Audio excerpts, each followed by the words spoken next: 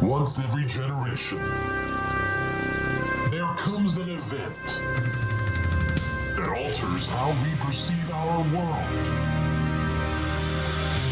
That changes our expectations of what is possible.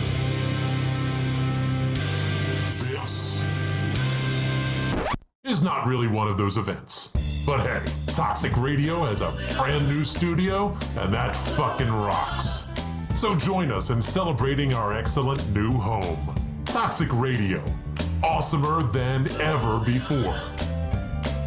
Wow, that is so a word. Hey guys, dating life gone pretty shitty? I find you so creepy, I think you should have to walk around with a bell around your neck. Finding yourself getting a little desperate for some female companionship? Alexa, tell me you love me. Hell no. You disgust me. What you need is to upgrade your style right now. The Toxic Store's got exactly what you need. Pick up some stylish gear featuring Deviant Gamer, Toxic Radio, and the Heavy Metal Happy Hour. Oh, yeah! You can find the store through the Toxic Radio app or toxicradio.net. Get in the game. Do I make you horny, baby? Get yourself a little love. That guy's getting boobies. Yeah, he is. Toxic Radio and the Toxic Store. Don't buy it safe. Buy it toxic. While you're rocking with us at Toxic Radio, don't forget to check us out on social media. I want details, and I want them right now. Follow us on Instagram, Twitter, and Facebook. Now you're talking, brother. Chat with us, keep up on news. Just don't make it weird. Don't be a stalker. Don't be that guy. You just want to suck the joy out of everything. Toxic Radio. Get infected.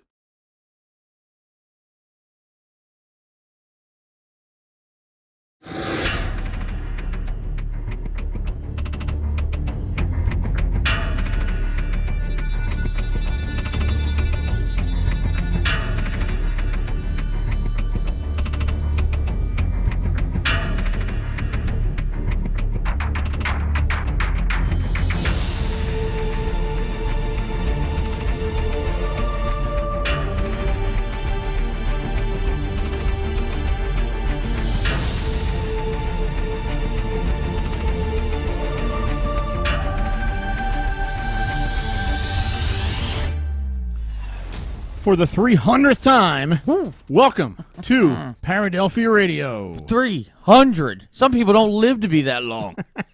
Man. Some people don't live to be that old. Or live, some whatever. people. Something like that. Only the ghosts we talk about. Yes, you're right. Only the ghosts we talk about. I don't know if you guys knew this, but I've been 300. I've had 5 lives before this. But actually, a valid point. We're going to talk about these things, too. That is a valid point. Already, 5 seconds in. Piece of shit for 150 years. You're bound to get it right at some point. So yes. No, actual literal piece of crap. This is where I was. So you're the original Mr. Hanky. Yeah. All right. That guy's a fucking ripoff.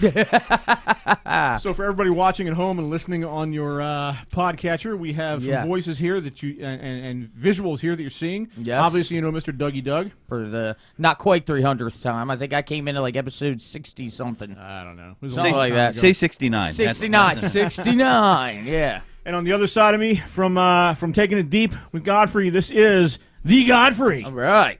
He is one of our Toxic Radio personalities.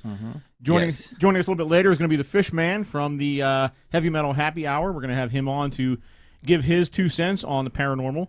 He gives more. He'll give a lot more than 2 cents. And let's put it that way. That's kind of the idea of tonight. I kind of kicked around some ideas of what to do for 300, and I really kind of wanted to just have us talk about what we've done over the years, but also wanted to invite a couple people that have not been involved directly with the show. They do other shows with other genres on the station, right? And have them kind of give their 2 cents on the paranormal, because we always talk about it and we're involved in it. Our guests are obviously involved in it, but we very rarely ever get anybody with an outsider's perspective. The closest we have is Toxic Mike, who's otherwise known as Skeptic Mike.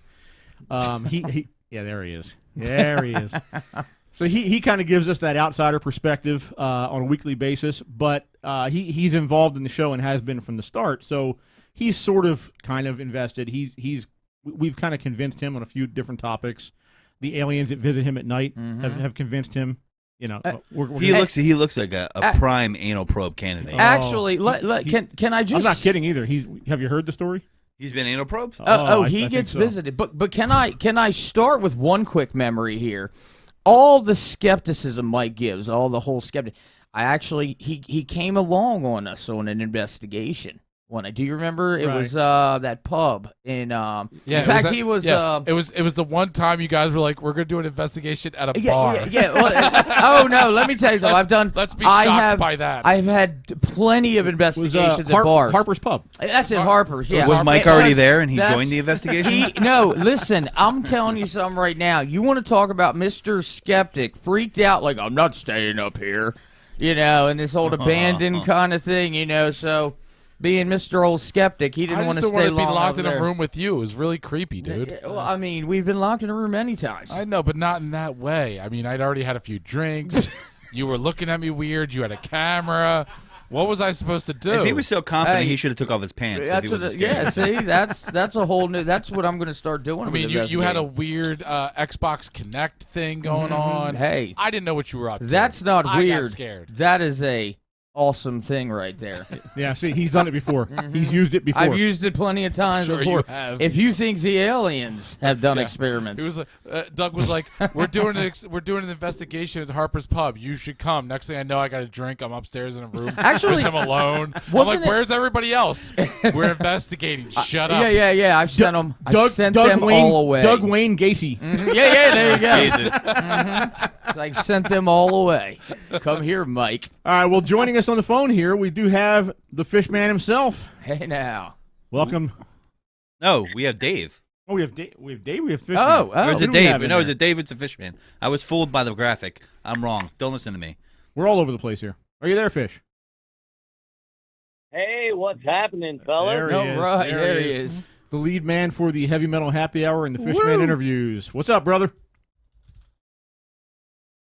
Hey, real quick, I want to say congratulations to you guys, man. 300 episodes. That's pretty kick-ass. And you all are my favorite paranormal/alien/monster people in the world. We're just the weird weirdos. That's pretty much. I've learned to take that as a compliment. Yeah. So what's going on, Fish? How are you, Doug? How are you, Rick? Doing all right. Doing good. 300. Still can't get that. Just been thinking about that all week. So we had you on. I was just talking to Mike about this before the show. We had you on maybe a year and a half ago, on the show talking about various topics. It was sort of a show, sort of like this, like a freewheeling type of show. And I believe, if I'm not mistaken, you said you had some, or your daughter maybe had some incidents that were kind of weird, and you wanted to get her on the show to elaborate on that. Is that stuff still happening, Fish? Yeah, man. My son and daughter both have experienced some really strange things. And, I mean, I have not, unfortunately, or fortunately, depending on how you look at life. But they definitely have. And I know my daughter would love to come on the air with you guys sometime. All right. We'll get that to happen. Definitely, yeah. Yeah. These were like ghostly encounters or something, right? I know. Here, real quick, Rick. This happened shortly after the pandemic started, and we also discussed going and doing a ghost hunt on hallucinogens, and I'm still waiting for that to take place. I mean, we did talk about that. And I'll tell you what, we've a little psilocybin. We've talked about that many times. That is a valid thing, because for being somebody who's been in it now for like 13 years. Like, I've always said that. Like, they always have this rule of, not being drunk, not being high or whatnot. Now, of course, I'm not going to lead an investigation for a residential client, but still, it'd be interesting to do something like that, investigate somebody in that mindset, so to speak. Well, you get a control. I mean, not everybody can be on. Well, no, right. On mushrooms, but to kind of see the difference. Unfortunately, yeah, right, exactly. We'll compromise. Just bring a bong we could pass around. Yeah. At one point, people be waking up in a room with dust all over, like, what the hell just happened last night? Right. But we've talked about that before, being a very interesting experiment. Yeah, we did talk about that. And it was right before COVID, and we had this idea, that we're going to kind of kick around, and then it all kind of went to hell. But yeah, that's still on the table, Fish. All right, I just wanted to let you guys know I'm still available, man. Yeah, that's still on the table. You're going to be the guinea pig. Here, take all of this and tell me what you see.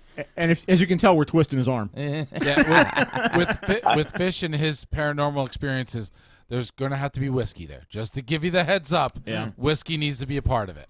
That's all right. We'll do a new thing Whiskey every half hour. We'll do a new thing. Be like, okay, now add this to the mix. Yeah. Add this to the mix. Yeah. Before you know it, some weed and Slayer. Next thing you know, he is seeing all kinds of things. Oh man, he's going to be experiencing more things than freaking Nostradamus. Yeah, I can't even talk now. Nostradamus. You know. Oh man. So I know. Really, congratulations. Yeah, man. Thank you. Thank you very much. So I know Godfrey wanted to get into something here. Go ahead. You can introduce the first topic because I know you've been dying to talk about this. I just want to know, like, you know, is ghost sex a real thing? Do people get jerked off by a ghost? You know, is that something? You know, I know the scene in Ghost. Could that really happen? I mean, can you touch? So there is such a thing called spectrophilia. Yes. Spectrophilia. Spectrophilia, which is basically where you have an incubus or a succubus, depending on man or woman, that would come in and this is historical. This isn't just somebody talking about this in the last 20 years. This is going back hundreds of years, documented cases where these entities have come in. It's not necessarily always ghosts. It could be, I mean, depending on the source, it could be ghosts. It could be actual literal entities that come in. Incubus too. That's more of like the demonology, right? Yeah. I mean, they're actually, you know, in the spectrum of demons, you know, and a lot of times people, who you read a lot of things about people that go and experiment with Ouija boards or all kind of different things that open up doors to what they say will have demons come in to mess with them, and that's just kind of one of the experiences that they do have is yes. So they're bringing that on themselves. Exactly. I mean, no, well, not necessarily all the time. Things can happen. So could I summon the ghost of like a hot porn star? That's if you do it the right way, I mean, you could try, but in all actuality, it could she has to look like I only wanted to have something like that. Barbara Hershey was in it. And it's Barbara, her last name was Hershey? Barbara Hershey. She was in, remember, what a name. I'm saying to remember, but you're younger than me. Do you remember the movie Beaches? She was in Beaches with Bette Midler. She was the dark-haired girl. I'm a big Bette Midler fan, so I remember that. Yeah. No. So anyway. Okay, hey, Matt, go ahead. So what were you saying? know, Matt, just so you know, there is rumors that every time you yawn, a ghost shoves his dick in your mouth. That's been a rumor too. Yeah. Guess I'm gonna have to start wearing a face guard. What is that? Why all the investigations I've done in my life, I yawn a lot? Damn. Yeah. That's why everybody yawns when they see You're getting yawn. mouth-fucked by ghosts a lot. Can't a guy walk around without getting throat fucked? I mean, Jesus. And already we're at an X rating. Man, yeah, that's what I'm saying. I'm just going to quit ghost hunting altogether. 12 minutes in. But I don't even want to get into it. Fish is telling me I'm going to swallow a cock as soon as I go on. Didn't I just say when Fish calls in, he's going to give more than his 2 cents? He's going to give many. Yeah. But yeah, to answer the question, it is a thing. What? It truly is a thing. Yeah, definitely. And it's, you know, I will say it's so funny because out of all the investigations, all the cases I've handled over the years, I've actually had only one person claim that happened. Now, this case, of course, I finally just had to tell the person, look, you've got a lot more other things happening to you than just paranormal. But, like, it was, I mean... Have you seen yourself in the mirror? Consider yourself lucky. I mean, it was, like, graphic, some of the things. Like, and it seemed like she only wanted to contact me. Like, she would literally get to the point where she would contact me after, quote-unquote, it happened. I mean, I could probably write a paranormal ghost porno from one. I've had girls that only contacted me after it happened. Oh yeah, so not just the ghost. Yeah, maybe. They only contacted me after it happened. Exactly. And I would just sit there and hear the story. Now, I'll tell you what we did a show on quite a while ago, but it was one of our funniest freaking shows. Was Bigfoot sex? Oh my God. Yeah, that sounds like a hairy situation. We did a whole show on people that claim to have had sex with Bigfoot. And they interviewed Laura. It was very weird. Whoa. Wow. Oh, my God. Whoa. Jeez. All right, guys. Well, hey, so much for our 300th episode. Sounds like Thank you. You grabbed that story by the shaft. That was against myself. I don't know why everybody said, oh. So wait. So you... It was a show about big people that they claim that they had sex with Bigfoot. It was a woman that wrote. I think the show, I believe, if I remember this right, this was like 200 shows ago. But it was a show that we did. It was about a woman that wrote a book, and the book was all. It was basically a pornographic book or whatever you call those kind of books about her experiences being kidnapped and made a sex slave by Bigfoot. Isn't that something that people used to read books and imagine porn in their head before video? Probably, yeah. It almost seems like let me think about it. And I'm sure there's a video version of it out there somewhere. There has to be. Of course. Yeah, I was going to say, if you go to some of these porn sites and type in Bigfoot sex, there's going to be. As soon as COVID broke out, the first case, there was COVID porn immediately. Immediately. It's like people just standing there like to nothing, just stroking the air. So she wrote a book about it. Yeah. And you know what I think of when I think of that? You ever remember the Jack Link's commercials where they piss him off? Yeah. I always think of like Bigfoot being angry like that and just like, you know, it just seems implied that sex with Bigfoot's going to be rough. It's angry, like that angry Bigfoot sex. Yeah, you know, like right. It was definitely, we laughed through the entire show because it was so ridiculous. I'm going to give my wife angry Bigfoot sex tonight. Yeah. Be like, you know what? I got this idea tonight. Wow, is that what it is? Boffing with Bigfoot? Is that what it's called? No, you got to be fucking me right now. Yeah. And her name is Ann Probe? Get the fuck. Ann L. Probe. Is that the real one? I'm not sure if that was the book we did, but that's a book. Yeah, there's more than one. That's got to be a goddamn meme that Mike pulled up right there. Her name's Ann L. Probe. I guess L stands for long or something, or Longfellow. Ann L, like anal. Oh, Jesus. He didn't get that. Anal Come on, Probe. man. Oh, shit. All right, I lose. Wow. I didn't get it. Wow. I expect Doug to miss that one, but not you. I missed it. I'm actually I came across the thing and like we're sitting here talking about this. There's actually Doug's over here on Pornhub. Well, no. It says here 7 celebrities who've had sex with ghosts. It's actually like like Lucy Liu is one of them. So I've wanted to have sex with Lucy Liu. Lucy Liu's it's a had secret sex. crush of my mind. Anna Nicole Smith, but I think she's done everything living and old and of all That's ages not and surprising. everything. Yeah. Dan Aykroyd. Dan Aykroyd. Just, I mean, not even from the movie. Like, he claims he really did. That was on the Funny Farm movie, right? Paz de la Huerta. I don't know. And she sounds hot. Kesha. Kesha is number 5. Yeah. Let's see, 2 more here. Natasha Blasick of Paranormal Activity 2. Go figure. Yeah. And Alyssa Milano from Charm. They say 7, but they only listed 6. So, but anyway. The other one's Alyssa Milano from Charm. I'll finish it out. Yeah, okay, there you go. Thank you. To answer your question, Dave, she didn't say whether the rumors were true about the big foot and the big feet and wow, size 27 foot. Coming from the guy who's what state did it happen? Yeah. Oh, I don't remember. I think it was Washington, maybe something like that. I thought it would have been like the Pine Barrens in New Jersey. Yeah, we have them. We have them down there. Supposedly. We have everything in the Pine Barrens. Yeah, I'm trying to get there to see what they got. We're trying to work up a show or like there's this video whole presentation. We actually or do. We have this whole. I have this whole plan out and COVID slowed it up. It helped plan a little bit more, but I got this whole thing set up to where actually taking some of the biggest cases, biggest mysteries of like the Pine Barrens, not your normal things like Jersey Devil, but like some of the more ones that you don't hear every day, but like and actually digging deep and investigating them and see how they connect, maybe not connect, and we have this whole thing that we're trying to work on and plan because I think again Pine Barrens literally takes up more than half of New Jersey. I lived in Browns Mills for a couple years. Actually. Did you? There's a lot of weird shit. There is. Yeah. I mean, the one I think that sticks out the absolute most that is like the top number 1 is that Ong's Hat. And it's Ong's Hat is an area that people they lose time pretty much. It's an area where they'll go walking on a trail and they I think it's walking plus they will drive and just there's parts where they'll think they'll just lose an hour or even more. Right. So it's just something really that again, being from New Jersey, seeing all the mystery around it, just kind of want to investigate and see what we can get. What scared me the most out there were cops in New Jersey. That's what scared me the most. Yeah, I mean, none of this, the park. Hey, you farted sideways. We just pulled you over. Yeah, okay, cool. exactly. Here's the ticket.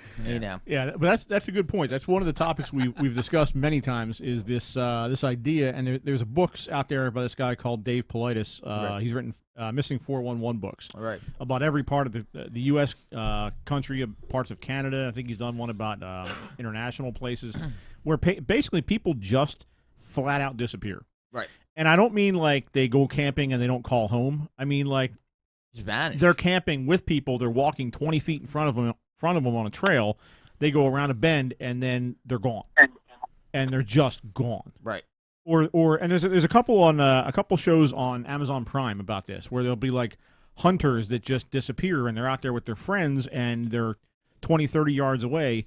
They're not found. There's no remains found. There's no the gun is not found. Like there's no material good. They just like it didn't exist. Vanish. And here's what's insane about things like that. Like, and I'll tell you like a crazy theory that I have in my head. I mean, when you go back and you think about, I mean, obviously you hear a lot of these stories surrounding Bermuda Triangle. I mean, that's one of the biggest places where things vanish. I mean, you go back to the first case of things vanish, like Flight 19 in the 1940s, where not only did the test flight of these Navy pilots, they just vanish, but so did their rescue crew that went to go look for them vanished. Yeah. And then you have, all these stories of people just. I mean, look at most recent the airplane that's disappeared out of nowhere. Malaysia Airlines 375, now, whatever it was. Here's what it's crazy because when I think of these things that just vanish, like to me, I sit there and think.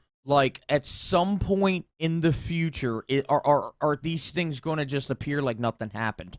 Because there is an incident that I read that I forget where and the time specifically, but I want to say it was in New York, and there is this story where a plane, it was like I forget if it was a military plane or what, but like suddenly it showed up in radar, and it landed. And they're like trying to find out who you are, whatever, and they're given their call sign. The plane lands, and they say, we're so-and-so, and this flight had been disappeared, like, for decades. Yeah. And it got to the point where the pilots were so freaked out, they hurried up, jumped in the plane, took off, and then vanished again. Yeah. So it's like, is there some kind of, Doug? Like a jump in time? What are you saying, that Lost is based on true stories?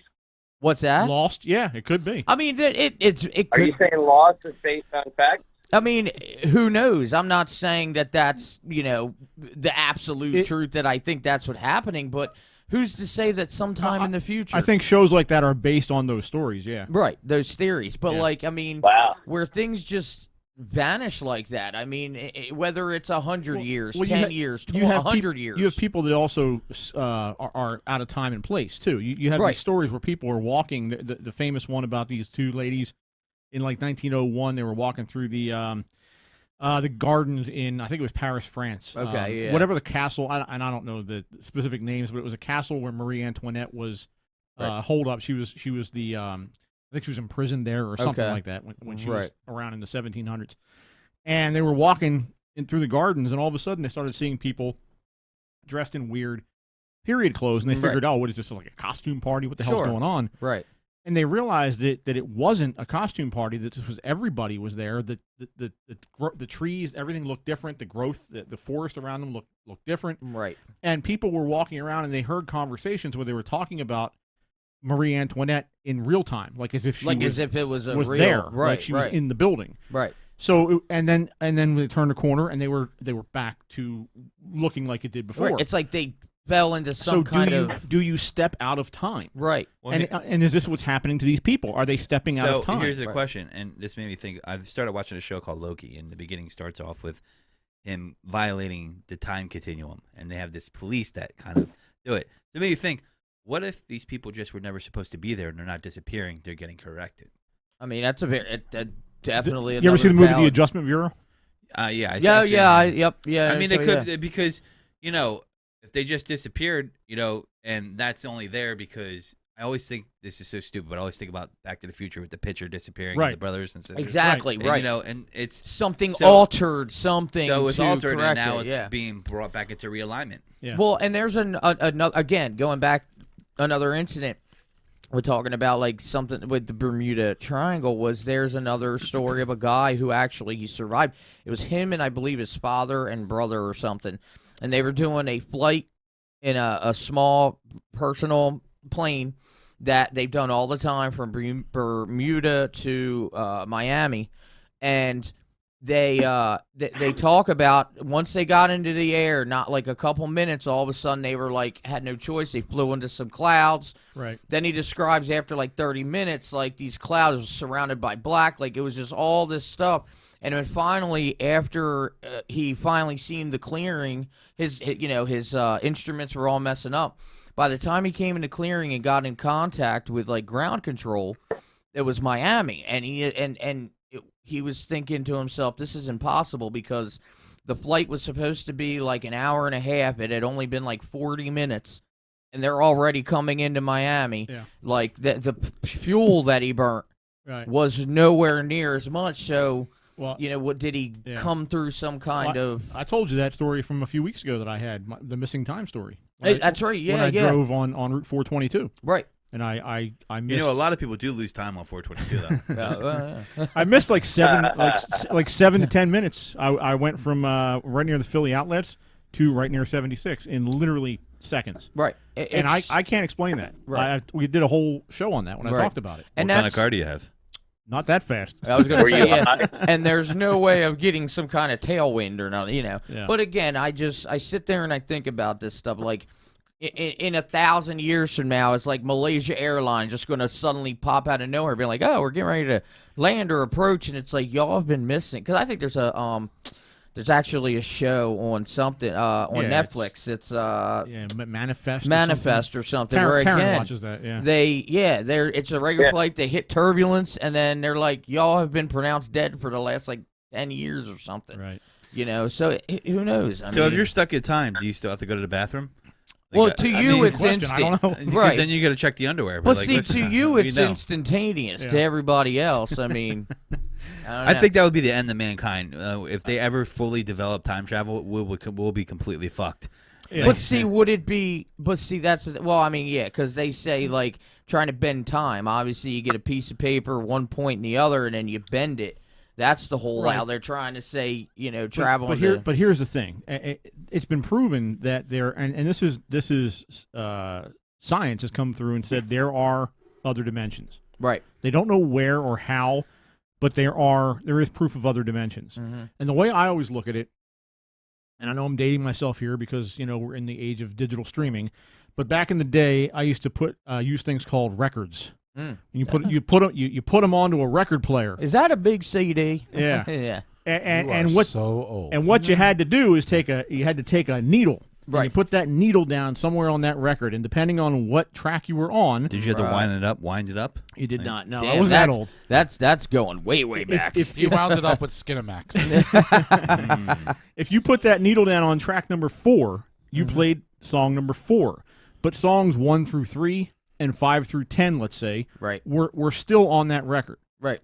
You weren't listening to them, but they were there. Exactly. Yeah. So is that what's going on now? Are we the point of the needle, and what we see and feel and whatever around us is like listening to that song number 4, right? But yet dimensions 1 through 3 and 4 through 10 are all around us. We're just not on the point of the needle. Jesus Christ! It's so funny. If we ever need a Fishman in here for all of us to take a hit, this is that weed talk. This discussion. This is that weed talk that Mike's always. I would love a ball rip right now. That's heavy, dude. It's so funny because I joke with will joke with Melly and tell Melly all the time. I'll say, think about this. Like, think about what we're doing and sitting in this exact moment. Like, what is going on in another dimension at this exact time and plane or whatever, and again, she gets to the point where she's like, you're just going to have me start chasing my tail and like sit there and think about it. But it is, I mean, it's just interesting to know that something like that, yes, it has been proven. My whole thing is, if there's another dimension of me, I guarantee you that motherfucker is jealous of what I'm doing. Because I am having a blast. Or he's screw that guy, whatever he's going through. Well, or is another dimension, again, like we talk about, are we an avatar? Are we playing as a game that... If somebody's playing like me, I said, they are winning. Yeah, that's what I was saying. Like, I'm being played by some 5-year-old little alien person that just wants to keep running myself into the wall. Maybe there's Mike 2 pimping somewhere. Yeah. Yeah, I mean... I mean, if he's pimping over there, I mean, You know, do you, bro? But I feel like aliens exist, but I feel like the way we are on Earth, they just drive by us and lock the doors like someone going through a bad neighborhood. Like they're Camden, You're yeah. like, yeah, fuck that place. We're not. What do we need to go down there for? Do you see these savages? Right. That's what Well, they actually, there's a documentary. There's a doctor, I forget his name, but what would they want from here? Well, There's nothing. There's nothing. In fact, this doctor, it's called Close Encounters of the Sixth Kind or something. But anyway, he actually says that they can, using like hypnotism, they can communicate with other, like, other species and aliens from other, planets and whatnot, because like it's all mind control or whatnot. But anyway, that's something he says, is the fact that, number one, if they wanted to like destroy us, they would have done it a long freaking time ago. And number two, there's nothing that they like. What the hell do we have? If they're traveling, if they're traveling in between dimensions and galaxies, what resource could we possibly have that they want? It may not be a resource. It may be curiosity. Why do we have fish? Why do we have fish tanks? True. So fish can get drunk. We look at we look at the fish, and the fish are probably sitting there going, "What the hell do they want with us?" Right. So, by the way, when Fish is in here doing a show, I call this the fish tank, and I go into the studio and just watch him, and I drink. Oh, okay. So you're saying aliens invented liquor so we would all get drunk and they can laugh at us as we, yeah, there you go. See? That isn't far-fetched. But no, like I said. I just got to say that this whole conversation is making me think that you guys smoke a whole lot more weed than I do. I smoke a lot of weed. I don't know if that's possible. And to think we do this sober, imagine if you did get us in here all freaking smoking. Imagine when they get these dispensaries up and running. Oh my God! I was gonna say, if you had Rick and me in here playing like or freaking smoking on something, man, we'd be like, "Yo, Mike, keep this going for like 7 hours, man. I got a lot to say." Be like, all right, so the next time you guys are in studio together, I will be there. And we will do this. Hey, we're going to have some real high talk.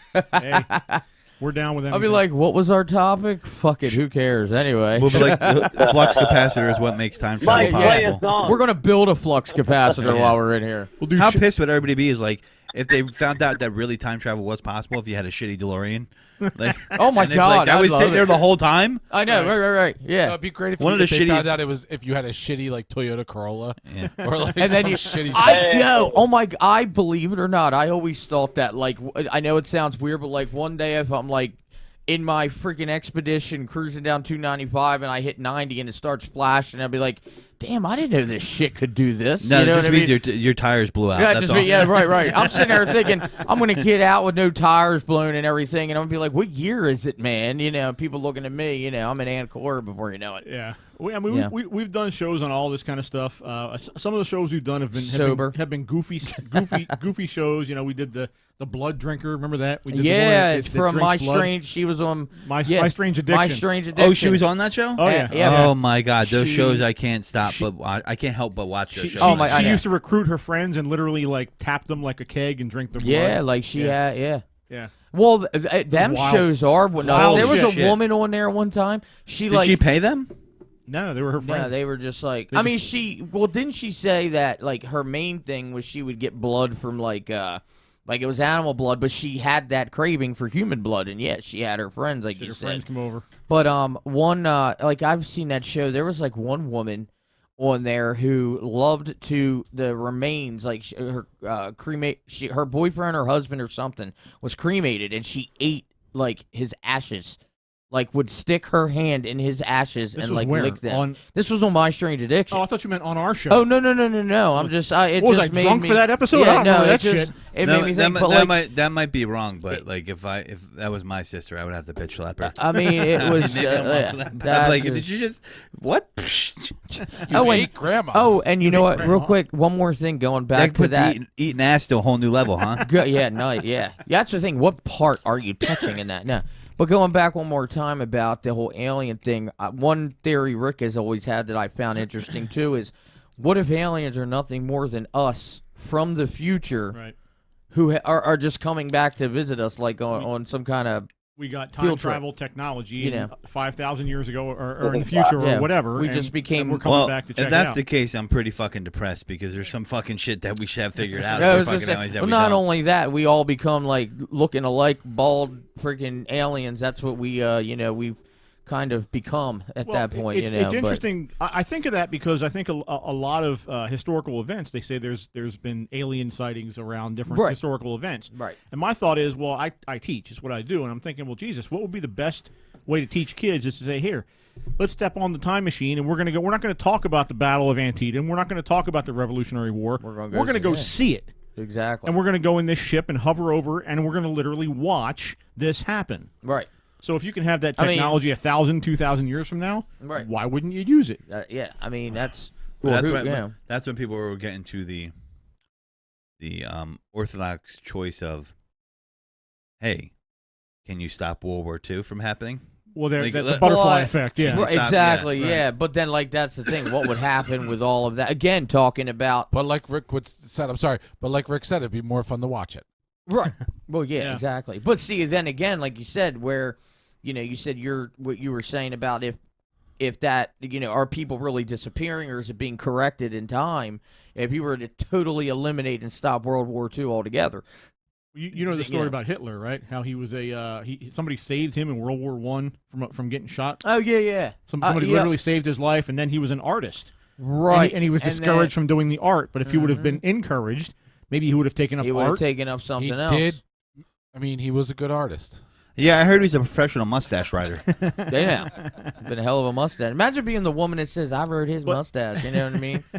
Like that'd be a new book. But you have those instances where you say if there was just a little bit more of a push this way, or if he had been 5 inches to the right, maybe he would have gotten. That happened shot. in World War II. The World War II wouldn't happen if Archduke France. Ferdinand. No, that's one. Oh, that was if one, France, they told France that the German army was coming through, and the commander said impossible. Yeah, they were at that time considered the strongest army in the world, and then the Blitzkrieg ran through and ran them over by surprise. Right, and that's why Churchill was so surprised. How could this happen to the biggest army in the world? So if that little choice right there, same thing with Pearl Harbor. They were told that they were coming in, and they some just people ignored it. Yeah, and the commander was fired, or the naval commander after that, and he was like, "Not possible." Someone spotted a Japanese submarine off the Hawaiian coast, and they completely ignored it. Yeah. Wow. Yeah. Those So little that's things. the thing. Those little things. I mean, JFK. Imagine if the whole JFK thing. Him getting assassinated. Like, if he was just a little bit over. Or if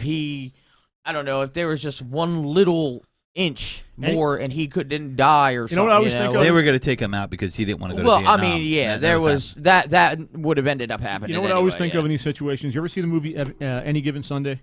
Yes. Yes. Oh, yeah. Pacino's speech in the locker room where he says, "There's inches all around us." Yeah. Right. We just have to take the inches. Right. Mike, don't get excited.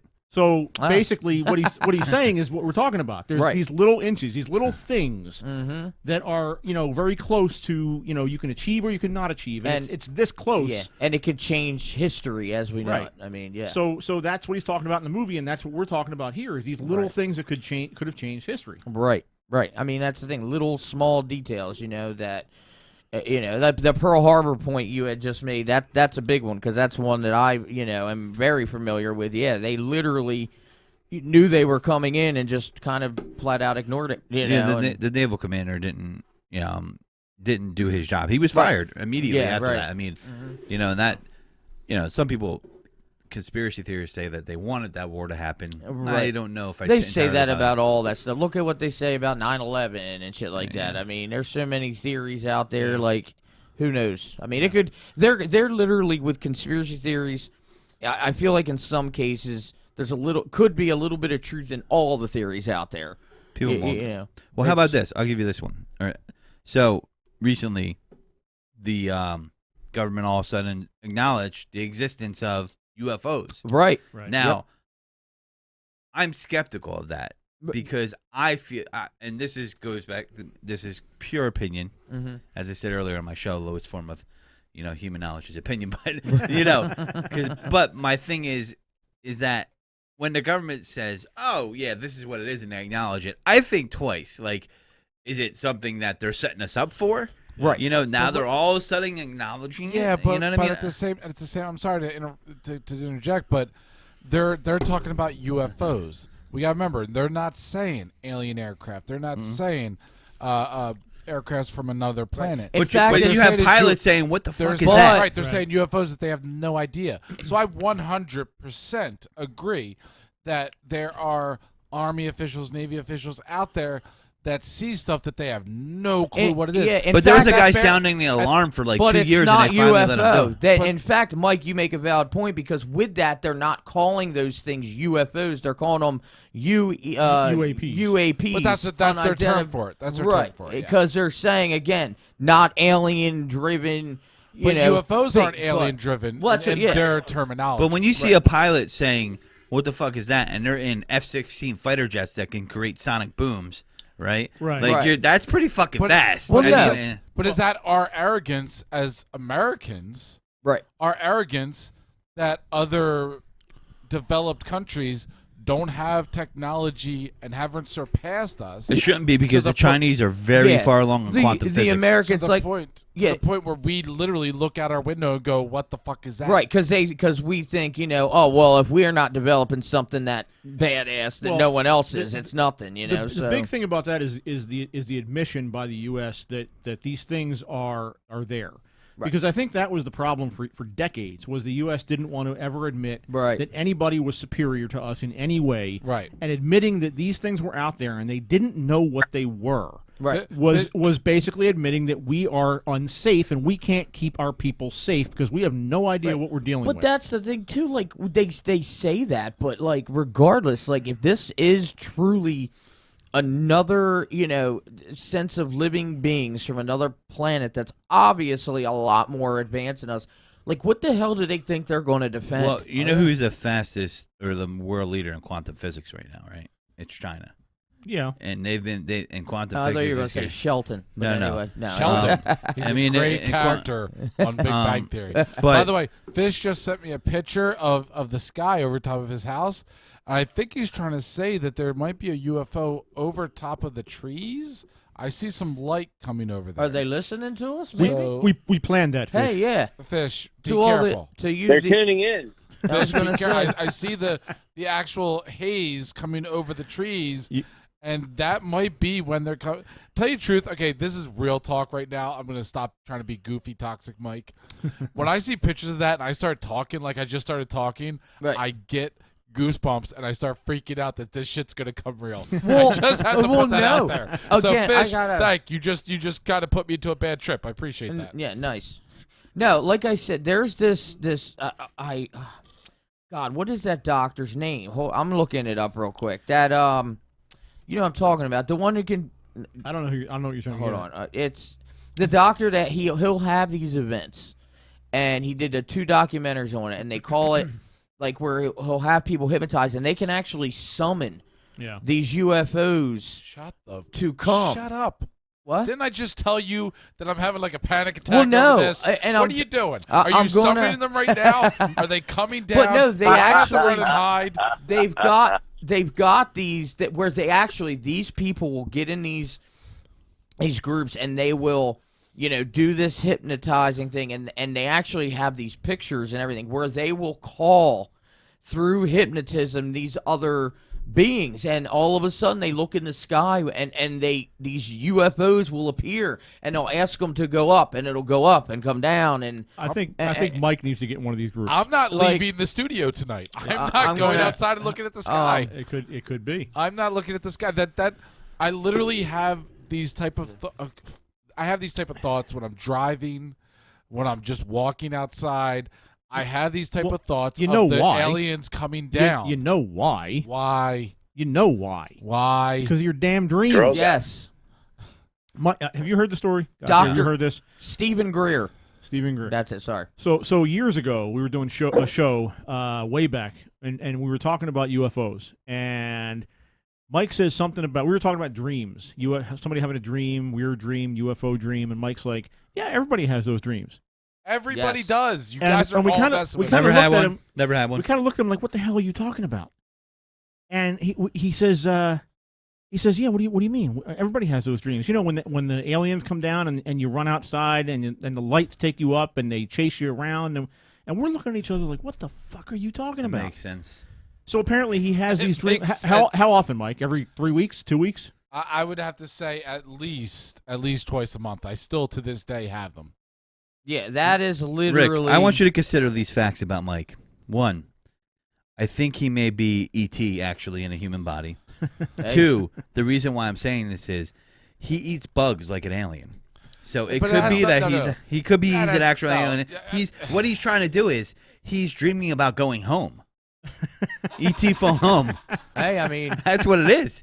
He's now homesick. you just got me feeling bad, and I just want to like tie him up and hold him in the sky and say, "Here, Mike." What are you talking? Yeah, right. But he eats bugs like an alien. But when he eats bugs, it looks like E.T. in the movie. He's like this. He's just putting in his. Right. This doctor I keep talking about. I finally got the information. If you go on Amazon Prime, it search Close Encounters of the Fifth Kind. Dr. Stephen Greer. Now this guy, he shows you in this documentary, and he has famous people like freaking do it too, where they go out and he does these like group and they hypnotize and they literally have video, and it's amazing, these video and these photos where it's them like controlling and having these UFOs appear and everything. Like it's interesting. Oh, if I had that kind of power, I would fuck with people so bad. I know. I'd be like, guys, look up here. That's my friend or something. I would scream stuff from the UFO. Show me your titties. Yeah, exactly. All of a sudden, you have 2 UFOs going Is it sideways. weird that I just want? Hey, let me ask: is it weird that I just want to hug Mike and anally probe him? I mean, I think we've all wanted to do that one time or another. That's called rape unless he consents. That could be a whole new show, Fish. Maybe that's why he didn't let me, because it was a ghost hunt, and we're talking alien probing. I walk away from the microphone, and all of a sudden I'm being anally probed. Yeah, well, we've already got you. You have like 3 dates already set up. This is what happens, Mike. Why? Here's my question. You want to go home? Why? To Uncle Steve. Why do aliens? Why is it the anal probing the thing? Why is that the way to get in to where they need to get into? I think it's the central nervous system for the body. It's like the matrix of the butthole. You know? So instead of like get you like, would know that. Would you rather go up? I was going to say, would you rather? You are what you eat. Would you rather go up your pee hole? Would you want a pee hole probe? I like the quietness that went after him saying. I'm just saying. If you had to choose between, I just like how it got really quiet. I mean, I'm just honestly asking here. You know, I mean, where else are you gonna shove a big cable? Yeah, I mean, you can go through the mouth. If you're gonna probe, so I'm gonna follow this up. A pee hole probe or no? Follow up the pee hole probe. Okay, yeah. But by introducing someone here in studio who has never been in this studio, at least. Mm-hmm. But I talk about her all the time. This is my lovely wife, Taryn. Once every 4 months? You mentioned it? No, I'm just kidding. Hello, babe. Hi. This is the show. This is the show I do every week. Listen, hold on. I don't want to hear the high. He says hi. Listen, I don't want to hear the high shyness and everything. I remember years ago, back when Toxic was its original thing, and we did that. You did that 24-hour thing, and she had her own show. And oh my God, I still think I'm praying about that conversation. Yeah, but on that whole topic. On that show, it would be you talking about probing me through my pee hole. No, but I remember Taryn. She was bringing up some things. I think we even learned a few things about Rick that night. What he's talking about is Mike did a 24-hour marathon back in the day, and Taryn, we were going obviously 24 hours, so we were filling time, and we had to get different people on, and Taryn came on and did a show probably at 2 in the morning or something, right? About sex talk. Oh man! And it went on for a good hour. It was interesting, to say the least. I think that, like I said, I'm still going to confession, and I'm not 24 even hours? Catholic. Did you guys make it through the 24 hours? We did. We did. I mean, we had shifts and people took naps. I'm not gonna lie. I cannot divulge. A lot of alcohol consumed. I cannot divulge, but after the show, I will fill you in on some of the behind the scenes things that happened. In the wee hours of the night. I would have had to bring a fluffer with me to get through that. There was one there. Wow. I'm not even kidding. Again, silence. I was not there. Fish was not there, no. No. So this is the show. So we were just talking about aliens and pee hole probing. That's something Rick. It's something Rick brought up. I don't know. No, I'm just kidding. So you laugh at me when I put these shows on TV. I do. So since you're on this show now, you got to talk about it. About pee hole probing? Not about pee hole probing. That's a whole other show. That's a new Aaron. hashtag today. Hashtag pee probing. Pee hole probing. Fish jumps in. Yes. Yes, please. Inquiring minds want to know. If you want this show to go viral, you will talk about it. Fish will be planning the 24-hour marathon part 2. Right. No, We're going to do it. 24-hour marathon. I'm getting agita thinking about that. We have talked with that real fast though. That has been a discussion. Yeah. Of doing that again because it was a lot of fun. Nice. Oh nice. yeah. Now we've had a lot of weird. All joking aside, we've had a lot of weird shit happen in our house over the years. Yeah. Like you can't deny that we've had some weird shit happen. I told the story a few weeks back about the your losing your wallet when you lost your wallet and we thought it was gone. You dropped it in the Deptford Mall or something, and it literally showed up in your car. In my car about 8 months. About 8 months later. Like a year, 8 months maybe. Yeah. And you weren't in my car that night. You were nowhere near my car that night. Mike thought you played a joke on me. That was I'm still gonna yell at you and tell you stop messing with the man. How dare you? I mean, that's happened Stop with playing me. With him. But I suffer from severe ADHD, so I just assume I forgot about it. And thought 8 months later. This was 100% a very long prank pulled by Taryn because she knows that Rick is into this stuff and slightly gullible. So she did it. You know what? I wish I had that kind of patience and to play a joke like that on him. That would be. You would have screwed yourself over by losing your own driver's license. Yeah. And that's credit true cards too, and all that stuff. I do not. That is have... dedication to a prank. If you did that. Yeah. I do not Karen. have that kind of dedication. Karen, have you ever considered anally probing Rick? She'll be like, I'm she supposed to have. No wonder I can't. I don't know what's going on. She didn't even hear the question. You'll have to ask it again. I forgot to put the ear things on. Oh, please ask the question again, Fish. Does Rick like anal probing? Is that what you asked? I would be happy to. Taryn, my dear, have you ever considered anally probing Rick? I think I tried that once, and he was like, I did. I tried. It was years ago. It was like when we were first dating. I tried it. And why are you looking at me like I asked her the question? Because Rick's about ready to kill me. Did the reaction sound something like "woo, woo"? Because I can't look at Fish. Fish, if I get shot or something at the end of this, I'm haunting your ass. Wait, what did Fish say? Literally haunting your ass. I was gonna say I didn't think before I spoke, but I'll haunt your ass. Fish, what did you say about it? It's not what? I told Karen that just a pinky is not gay. No. Oh no, it was. I think it was like an index finger or something. See, that's where you went wrong. Where is? I was going to say where. And this is the danger of having my wife on the show. I would have been so much more happier with her. She was like, "No, it was just a turtle." Oh my god! Oh my god! Where did the paranormal get? Never mind. That is paranormal. I mean, I'm paranoid right now. Yeah. I'm covering my butthole. Earmuffs, viewers. Oh my god! I don't even know what to say after all that, man.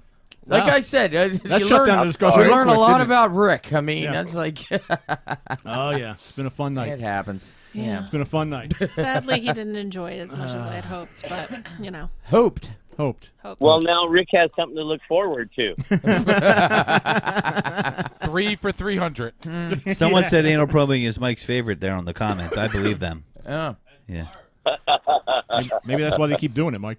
Yeah, it's something. She texted me on the side. She said you prefer the big dildo with the handlebar. Okay, this is pull start.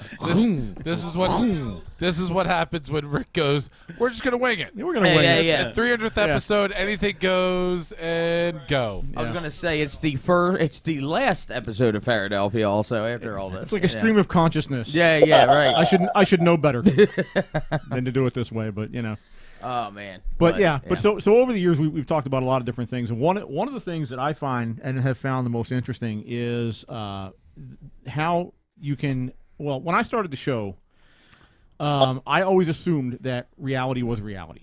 Right. What you see is there. You know, this microphone's right in front of me. The table's right in front of me. You people are all right in front of me. But the reality is that if you look at it and you break it down, that may not be the case. Can I do that with my bills? It can, in fact. Teach me, please. Because I want to do it now. Because think of it this way, and this kind of blew my mind when it was presented to me. So everything is an atom, right? Everything is based on atoms, created by millions, billions, trillions of atoms. And if you take an atom itself, all it really is electrons circling a nucleus. True. All right. Now, if you see that in school, what they do is they put a circle on a board, they put a nucleus in the middle of it, and it kind of just looks like like a record with the tab in the middle. You know, so that isn't really to scale.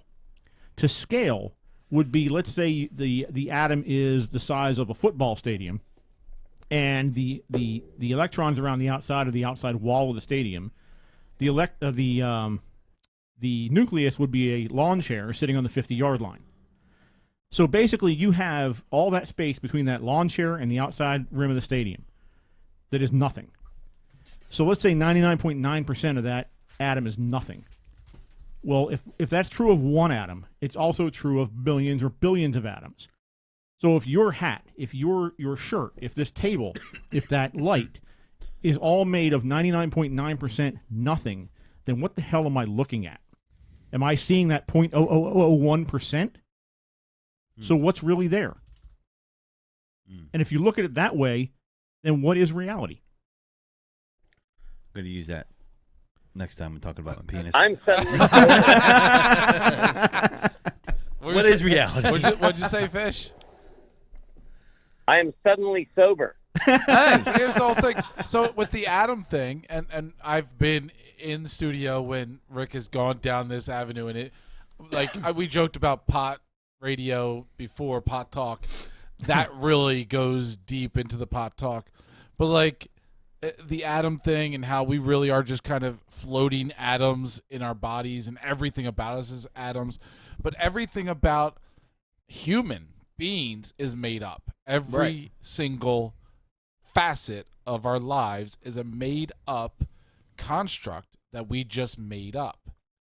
Everything that we touch in our world was made from the earth, made by us, constructed by us.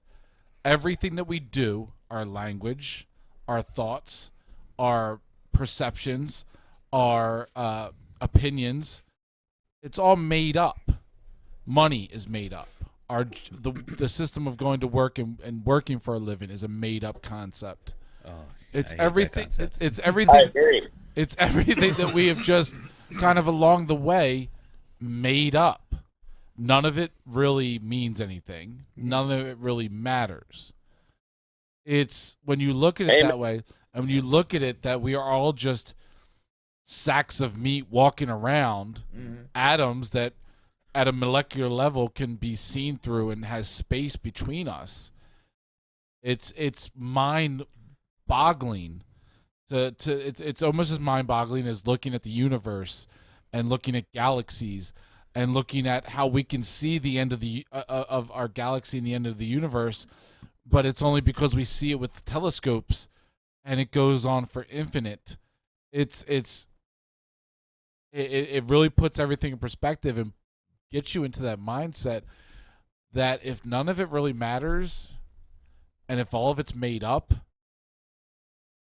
then do whatever the fuck you want. Well, I mean, then go for what Mike was going for. Go for whatever. Well, go for whatever. Like, it doesn't matter. It doesn't matter. Like, that's why I've always had, like, as crazy as it might sound, that's why I've always had that theory of,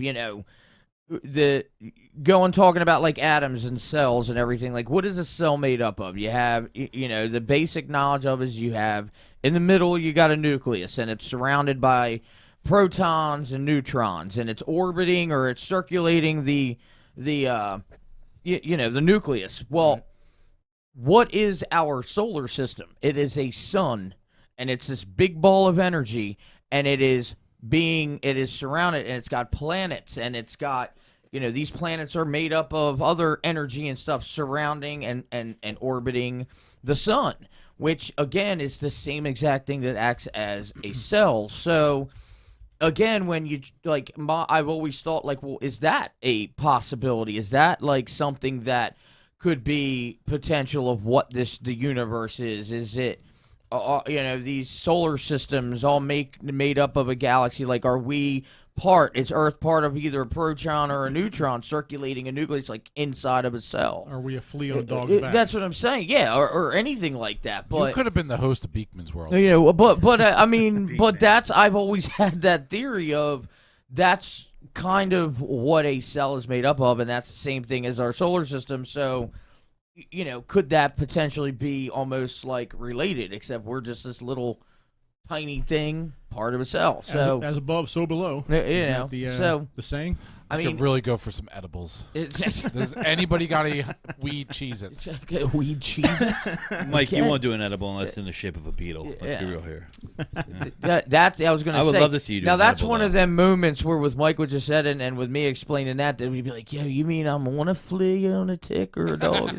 And then we'd be going around outside, be like, we're a tick on a dog, and get pulled over by a cop, tell him, during a hurricane. I get pulled over by a cop on the way home, be like, I'm just a flea on the back of a dog. Then he tases the fleas on your ball sack. And I'll be like, you're a flea on a dog too, man. When I'm having sex tonight, I'm just going to keep yelling I'm a flea on the back of a dog. Yeah. I'm just a flea on a dog. Yeah. So that's the second hashtag I give out tonight. It feels that way. That was good. Okay, I'll give you that one. That was good. I'll show you later. No, that just. So you had you have any other topics that you wanted to discuss here? Oh man, there was one. Oh, the whole reincarnation thing, right? Like you could become correct me if I'm wrong here. So you could become in the next life, in theory, anything literally that is of living matter. Like you could become a baby asswipe or I don't know, the next world leader. It depends on who you talk to. Most people will say that people come back as people, dogs come back as dogs, so forth and so on. Some people say what you're saying, you come back as anything. Like the whole karma belief, isn't that part of that? Like, you come back based off what you were in your previous life. Again, it depends if you're on a who you big piece talk of, to, if you're an asshole, you're going to come back as something not very pleasurable. Again, it depends on who you talk to. All right, I got to jump in on this. My granddaughter is definitely reincarnated, man. I'm going to tell you that right now. Okay, why do you say that? This little girl has definitely lived another life or two with some of the things she says and does. Like what? Well, for one thing, she puts dollars in her underpants. What? So I think she was a stripper. Oh, and that means that. Wait. And Good night, folks. That's. Good night. And that's a sign of being reincarnated? I knew a She lot has been a stripper in a past life. I knew a lot of reincarnated girls in high school. I just got to say this real fast. Oh, I knew a lot. Come on, man. How would she know to put dollar bills in her underpants? I mean, it's a legitimate question, I guess. I mean, he has a point. Doug, rebuttal. I'm just asking. I'm asking. Listen. Doug, counterpoint. Don't talk about her butthole. She's a little girl. I actually, for a period of time there, worked at a strip club as a DJ, and I mean, I guess a lot of them were once. I don't know. I don't have so what? I did the same thing, Doug. I did the same thing, man. I mean, and so I guess does that mean they've all had experience in a past life or something? So what are things that she says, Fish? There's a guy you had on recently that was talking about this. The Transformer guy, you like to call him. What other things did she say? What does she say, Fish? That's one of the things she does. What does she say? I'm just for real, man. Just some of the sentences she comes out with, and just some of the terminology she uses. It's like, wow, where the hell did that come from? And how old? We don't even talk. She's not even 3 yet. Okay, so she's using like not adult language, but I mean adult large words. Yeah, man, totally. And situations where you would be like, what? Right. Are you kidding me?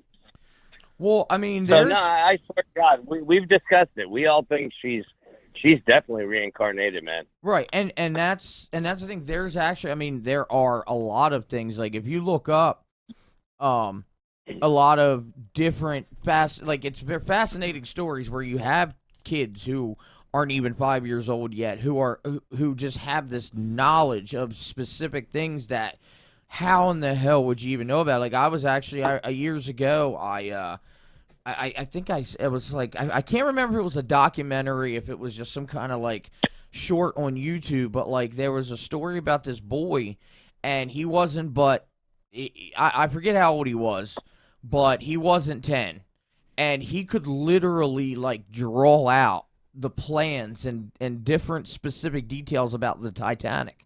Right. Like, actually write out the size, and when they compared it to the actual like diagrams and the different archives of like the blueprints of the Titanic, I mean, it was like dead on. They thought he was the engineer or something. And yeah, like or an engineer, architect. Right. And I mean, it's things like that that's very fascinating, because there are so many other cases like that where you have these children who just know this information, and how in the world can you know things so specific? So, Fish, have you asked her for any kind of like memories that she may have? No, she doesn't. No, there's nothing like that going on. She has no like dreams where she's waking up and saying weird things or anything like that? No, I mean, probably that her mother and grandmother would probably be able to fill you in a little bit more on. Right. I medical marijuana user, so I tend to forget a lot. Okay. Rick, what was the guy's name that you had on? Wasn't he talking about that kind of stuff with kids? Yeah, What was his name? It was like 3-4 weeks ago. Yeah, I can't remember his name. I just call him Transformer Guy, but I can't remember. I can't remember what.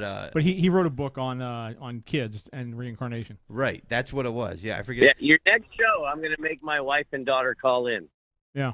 Yeah, because that'd be very interesting. Because again, how do you know also that she's not having, dreams or whatnot, and just maybe, in a sense, being so young to her, it just seems normal. Like if someone was at that age, if they are reincarnated, so when they get into a dream state, it's almost like, can they tell the difference between if they are having a dream or are they put in subconscious, like it's like they're living that life still, so to speak. Right. And so they just wake up without explaining it or talking about it, because again, to them, it's almost like it's still actual thing. A few years ago, Taryn and I did have past life regressions done. That was probably 5 years or so ago now, something like that. Yeah. And we had different experiences. You had one that was very different than mine. Mm-hmm. Yours was something about you lived in a forest or something, if I remember right. No, it was on a cliff. It was a house on a cliff. Okay. Overlooking the ocean, and lots of animals. I lived alone. And that was the only one you had, or you had a second one? I forget. It was just that one.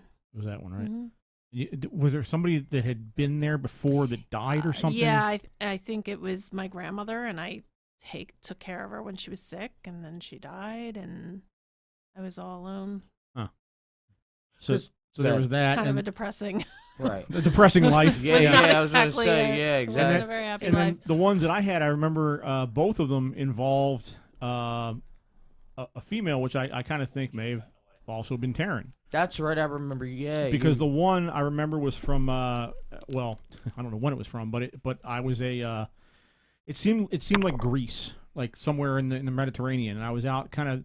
You know how they throw the nets out to fish? Not Grease the movie. You weren't like some 70s, like John Travolta singing about everything. Yeah. But they throw actually frightens me that I thought the same exact thing. He said that, and I was like, oh, yeah. All of a sudden I pictured, Danny and Sandy, and I'm like, wait, what's he talking about? Oh, yeah, he meant the place. The place, the location. Anyway, so. Scares me a little. Yeah. So that was one of them, and the other one was I was looking. I was at I think it was like Victorian England or something, and we were going to I was going to meet a girl on a date, and I forget the girl's name. Was it Margaret or something? Yeah. Margaret. I think that's what he said. And we went to see. You ever see those things where the old time where they put the light in the middle of them and they spin the carousel around it and it flickers on the wall? Yeah. That was what we were going to look at. What was there was something that I remember you talking about that involved like movies, and I don't know if it was a dream you maybe had, and you thought maybe it was like a kind of a precognition of maybe like Taryn or something, but it was like you describing something where you were meeting a girl at the movies. That was that dream. That was the same thing. Okay, Excellent, okay, yeah. I just wasn't. All right, gotcha. So, Mike, we have a caller? Okay. We have somebody on the line here? Hello? Hello? Hello? Hello? Is this Paradelphia? Huh?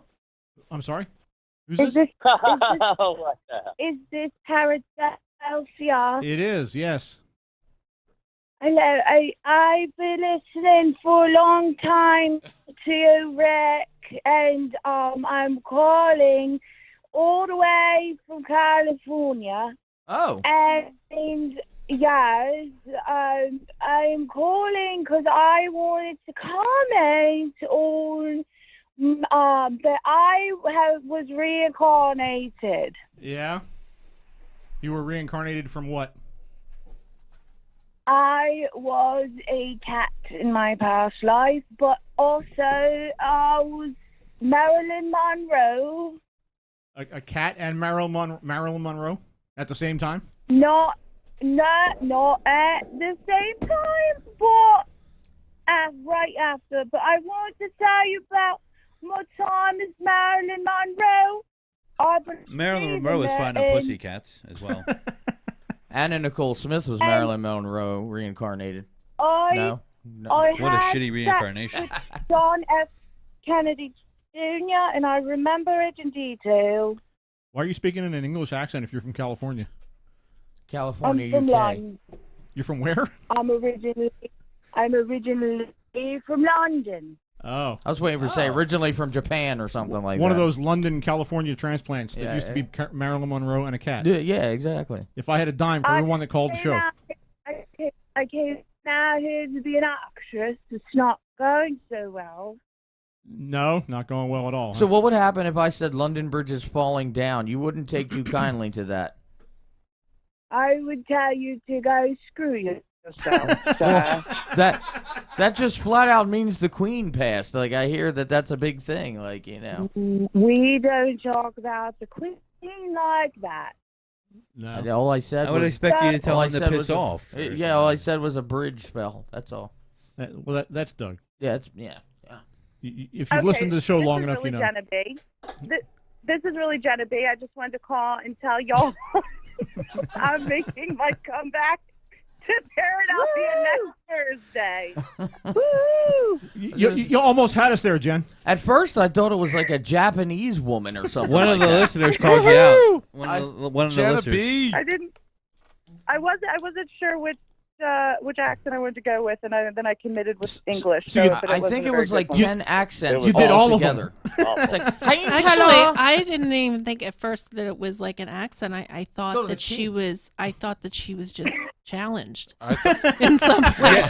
You know like what? Challenged in what? I don't know if this is appropriate, but I thought she was retarded at first. That's not the word we're supposed to use, but yeah. Oh my God! And then she went into the English accent. I knew I was like, okay. Paradelphia is now canceled. A slow, slow. Yeah, anyway, yeah. Okay. First I was going with the old woman, then I went with an English accent, and it just kind of morphed I into thought you were one. just so drunk. whatever, that's what you I get. thought she was you were challenged wasted. as well. That's why I was like, wait a second. Yeah, that's exactly how she sounded. She just sounded like she was like a little Retarded. slow. Yeah. Or drunk. Yeah, I mean, I yeah. don't judge. Retarded and drunk. Exactly. Listen, I plan on getting drunk at the show, so Mike, get the tequila ready. All right. Kidding me? You don't have to tell me that twice. There you go, Mike. So Jen, Mike's already sucked on all the limes. That's okay. But I'm a good line sucker too. So. What? Whoa! Whoa! Hey, oh. You know your brother's sitting right here. I'm just drinking my Pepsi. That's what I used to say about my ex-girlfriend. She was a good lime sucker. That's not why the face was bitter, though. Well, it was great talking to you guys. I will see y'all on next Thursday. Can't wait Oh my to God! come back. I know. I'm almost gonna have a night out. I know a certain toxic mom that's going to be excited as hell. There we go. Yes. As long as we don't get no, as long as we don't, Yes, toxic mama. as long as we don't get any religious talk going between her and Mike. I mean, that kind of talk is just kind of like that might be the topic of the next show. Yeah, I was gonna say That almost happened on my show once, Mike, and I almost set myself on fire like a monk in protest. But someone just said, well, I'm ready for any debate. Someone against said, Mike, so bring it. You said you have to bathe? Is that what you said? I thought she said that. I thought that's what she said. Correct the I said record. I'm ready for any debate. Any debate. Debate. Oh, okay. Dave I said. don't even know what you thought I said. Dave said he thought you sounded like you had a stroke. Oh. Want to know, listeners? No, I did not. I'm fine. Thank you for the concern, though. An English stroke. Okay, I don't know what's happening because the audio is messing up. So see you guys Thursday. All right, Jen. Thanks. Right, take it deep. No. Bye. You just told his sister to take it deep. That's a term of affection at Toxic Radio. You just told a man's sister while live on air. Just, yep. It's empty, but I'm drinking. But what he doesn't know is we're just atoms, and that didn't happen. We're a cell. None of this matters. Exactly. Nothing matters. We are the flea. It doesn't matter because we're the matter. flea on the back of a guy's dick. Of a No. pee hole. Yeah, Pee we could be the cell of a pee hole probe. I mean, you never know. You know, we're just going to mix everything we talked about tonight into one big old thing and hashtag it. The pee hole probe on the flea of the whatever. Is that the title of this episode? Yes, yeah. It may be. Yeah. And it's got to end with the finger in Rick's butt. Well, what just happened? And Doug's not even drunk. Yeah, What just happened? that's why I said if you He throw, might be high though. if you we don't know what he throw, took. He might be high. yeah. I was gonna say, you know, those right. days are you know, over. for a second there, I thought Fish put. I didn't know there was a second call on the line. I thought Fish put his granddaughter on the phone, and I was like, Is Fish still here? Is Fish been for listening a to this whole thing? second, I thought the same thing. Right? Like, I did. For a split second, She I was trying to definitely- decide what action she was going into, so she went from kid to Down syndrome to stroke victim to English accent. It went hello, you know, and then She just sped it up, something. and I was like, okay, I know where we're going here. It's She thought something. the same thing. I was like, I don't know where to go with this because I was like, Is Fish still here? Was he listening to that whole thing? Is Fish online? Fish, don't say anything if you like dicks. I'm still here. Oh. Yeah, still see? here. You didn't even finish a sentence, And I'm you ready were to just put like, my you know. pinky in Rick's butt. Why is everything going in there? I know. I mean, Must be warm. Hey, There's just whatever. there's one X factor here. It's my wife showing up to the show. Yep. So Now he's like, why She- did she she- have to this is- come? she Why did cured you have the to sausage sit? fest. You know, it's this is what happens. This is what happens. All It's right. not a sausage fest until I see a penis. Oh boy, here we go.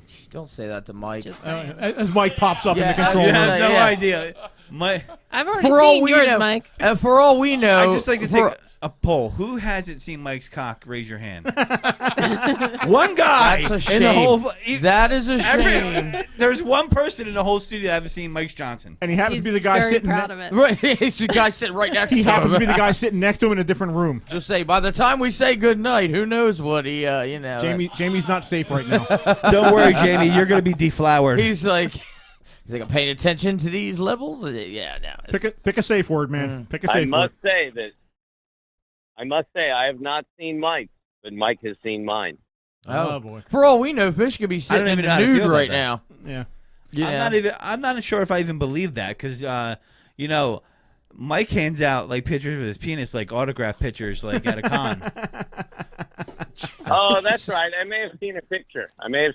Oh, some are different. For the record, I've never seen it in person. It was only a picture. Some are That's- different but then out there- colors. Some are different sizes. You know, it's never consistent of being the same. It's one, his business card. Yeah. Hey. This is what happens when you go just a couple minutes too far. I hope it's not. Listen, I hope it's not because if you had a picture of his penis and toxic next to it, I don't think he's going to be getting many people that's going to be interested. What in are that. you talking A about? toxic dick. He doesn't a picture know. of Yo, Never mind. Doug, he's got a tattoo on his penis that normally all you see is P and R. Okay. When you get it flipped, you read Toxic Radio. Okay. That had to be really small writing. This is why I got to go to confession again. This is what happens when you should have bailed 5 minutes ago. Yeah. All right. So he said, "Let it go as long as we want to tonight." Didn't he say that? Yeah, he did. And so you shut the fuck up back there and work the controls, all right?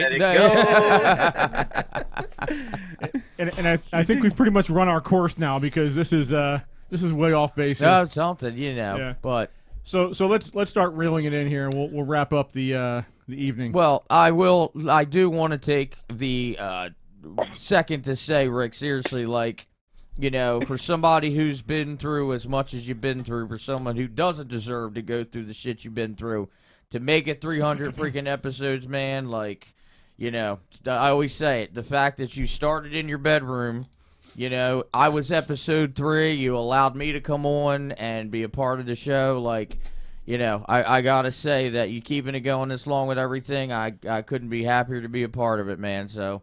Thank you for keeping it going because it's some good shit, man. Seriously. Absolutely, it's been fun for. Yeah. We need where's the applause audio? What is this? I do have that, but I didn't want to play. I do have that, but I didn't want to interrupt Rick's show with sound effects. What kind of studio is this? You can't get an applause. We don't have SFX. God, we're organic here. That's it. I'm starting my own next door. All right, well, let's wrap things up. Call it Coxit anyway. But I want to thank you guys for coming on. Yeah, it was a pleasure and an honor. And thank everybody over the years. We start like Doug just alluded to. We started 8 years ago, or almost 8 years ago, 300 episodes ago, and we've had a lot of different people contribute to the show, both as part of the crew. Oh yeah. Guests we've had on over the years. The topics, I mean, the people that are coming in and they're watching the show on YouTube and Twitter and Facebook. Right. The ones that download the show every week from everywhere. I mean, literally all across the world. Yeah, it's so it's been fun. It's funny. It's one of those things where when I started out doing this, I did this after listening to other people doing a similar thing where they'd get you hear them talk about their numbers and they get thousands of downloads and they get 1 million followers on Facebook. But you wonder how much of that is exaggerated. I thought that's what I'm going for. Right, I see. But at the end of the day, I'm not going to argue, and I'm not going to say that isn't what we're trying to do. But at the end of the day, if we can get a few hundred downloads and those people that are listening to the show, because some of the topics are goofy, some of the topics are off the wall, but some of them are, I think, at least important. Well, they are. I mean, even if they do seem kind of off the wall. That's the whole point. Right, the stuff we talk about, like Gene's readings and stuff like that, like people that maybe need to hear some of the information that we're talking about. Right. So if we put out 300 shows and a handful of those shows helped a handful of people, exactly, then that's worth it. You know, for a few hundred downloads, it's not about getting 1 million people on Twitter. It's not about getting 10 million downloads. Right. It's about putting it out there and trying to help people. Right. We have another caller online. Is this Genevieve back again? No, I don't think so. I think I might know who this is. It's me, man. No, it's not. Wait, who's this? It is Melly, saving the best for last. Melly. My God, I haven't heard your voice in about 1.5 years. What's up, Mel? Nothing. I just wanted to call in, congratulate you. You're the man. Toxic Mike, you're the man right along with him. Don't do for that. Keeping this going. Just congrats, man, and I'm sorry that I'm not there, but I told him you were stuck in Philly. I don't even know what to say. I'm just, I do know that I want to say, Mike, with, some of the things that you were saying, it really had me chasing my tail and irritating me because I couldn't quite wrap my head around it. But, You know how that goes, Mel. I was just Leaves saying, on Mike, the tail. I don't think Mike knows half the time what he's talking about. That's par for the literally course. can wake up the next morning and have no idea what I said. and literally, I just want to add in there, when y'all start talking about the aliens and this, that, and the third, And when Rick started to say, "Oh, you know where that comes from? You know where that comes from?" I'm literally driving down the street screaming at the top of my lungs, "The dreams! The dreams!" See, we all know about Mike's dreams. See, and he thinks it's normal, and we're messing with him. That's what blows my mind. Because if you guys remember, Colette, my daughter, Yes. agreed. That's right. She had, because she said the same thing. I remember because I think she was in studio, and she was like, "Oh yeah," and it was just the two of them going like it's a normal thing, and we're all just like, Yeah, like no. it was. Like it was a totally like it was like an every night type of situation. And Mike, hopefully you don't get anally probed tonight. My girlfriend hopes the other way, but sure. Pee-hole probed. Okay, pee-hole probe, anal probe, whichever. Rick, I pray to God that Karen doesn't try again. Somebody's been paying attention to the show. She's been taking notes.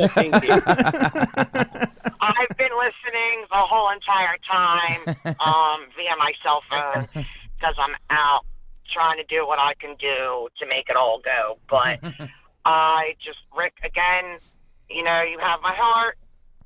Karen, if you're still in here, you are the woman, you are the bitch. I love you both to bits, and I'm proud. Well, Mel, you've been a big part of the show over the years, and You'll stick your pinky in Rick's butt. And we Listen, I'd be more than happy to. Oh my God, she'd be more than happy. Woo! I think Doug's a little I'd like uncomfortable. to say I have been a big part of the show, but, you know, between my work schedule the way it was and things to that nature, I, you know, somehow, some way would love to get back in the swing of it all.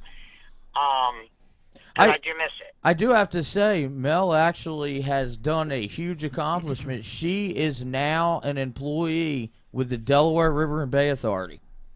Port Authority? Yep.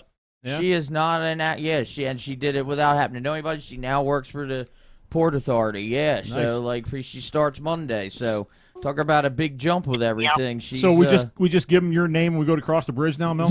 Yeah. Put it on the toll tab. Sure, why not? Toll tab. Just throw 4 quarters at you and go through the... Yeah, right.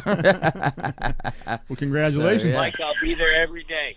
Yeah. Thank you. So does that mean, are you going to be like at the bridge? Or one of the bridges? The Delaware Bridge. The Delaware Memorial yeah, Bridge. closer to us, yeah. So she's got orientation, get all that, but, you know, in time she'll be sitting there taking some toll, so. All right. All right. Taking somebody's money.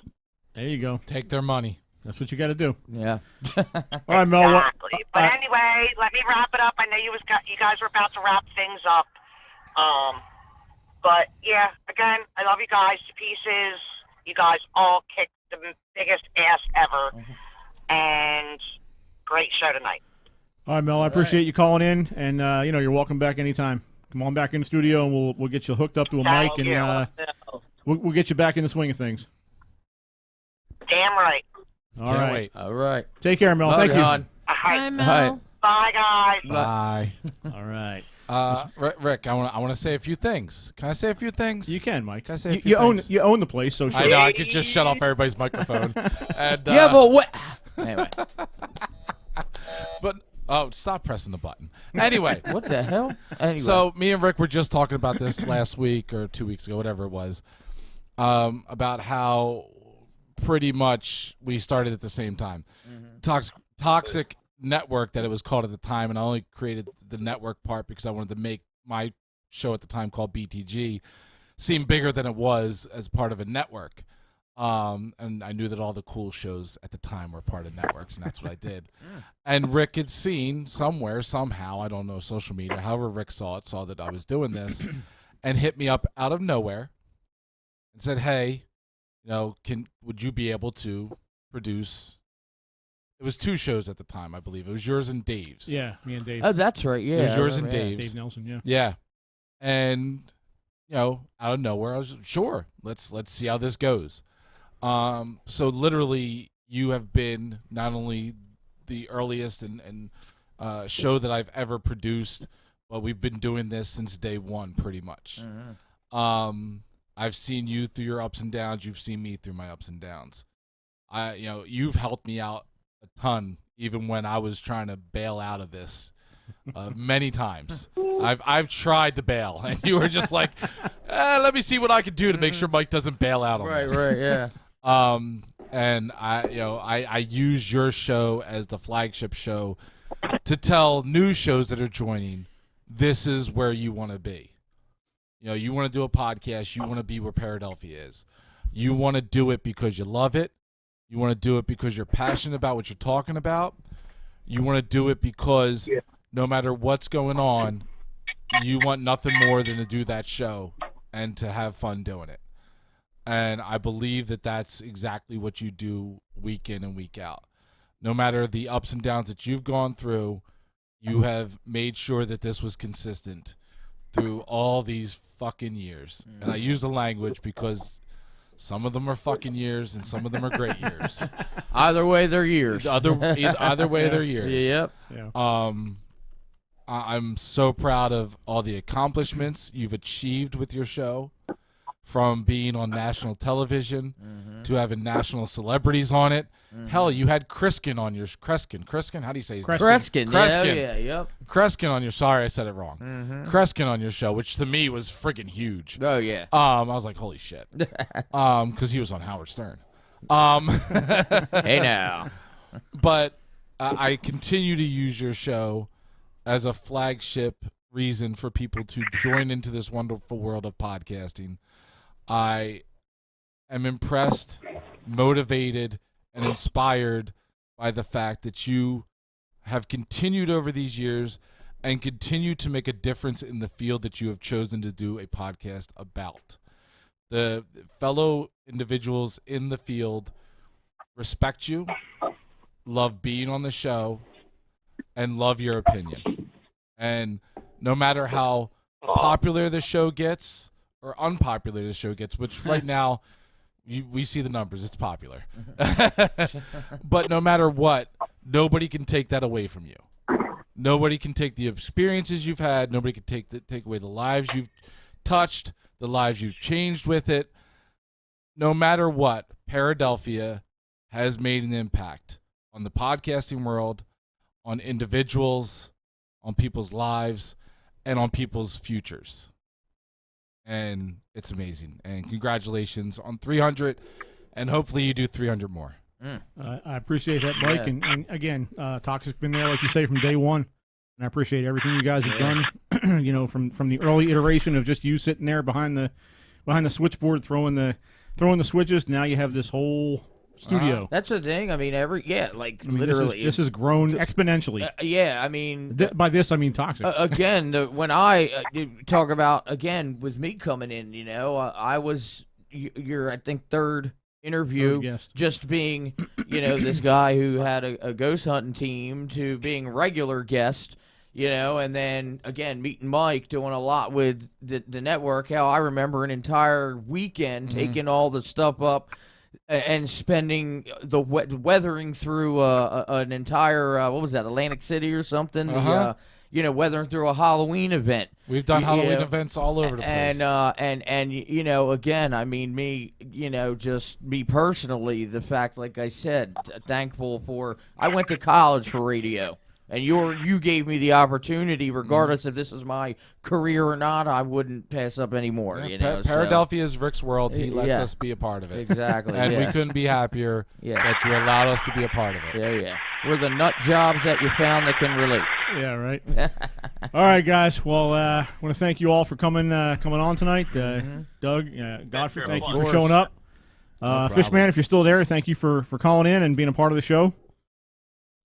Hey, absolutely, man. I couldn't think of a better show that I would rather be on, man. Absolutely. I want to give you guys a chance before we wrap up here to give kind of like the what do they call it, the elevator pitch of your shows, because you guys both have shows on Toxic Network that are great shows. So why don't we start, since you're talking now, Fish? Why don't we talk about you? What's your show, and give kind of that elevator pitch of what people are going to listen to when they tune in. Hey, all righty. You ready for this? You can catch, get it? You can catch the Heavy Metal Happy Hour with the Fishman Saturday nights on Toxic Radio from 7 to 10 p.m. for everything that rocks your skulls from your hair days to today. The best rock interviews, free ticket giveaways, all kinds of killer shit. Tune in, and maybe one day we'll get Rick to come in and sit in on the show, and we'll talk some 80s hair metal. There we go. Absolutely. There it is. There's a logo. And Godfrey, what's your show all about there? My show is about rocking like a hurricane. No, but really, every Thursday, 6 to 7, and our show is unpredictable. That's why tonight was enjoyable, to say the least.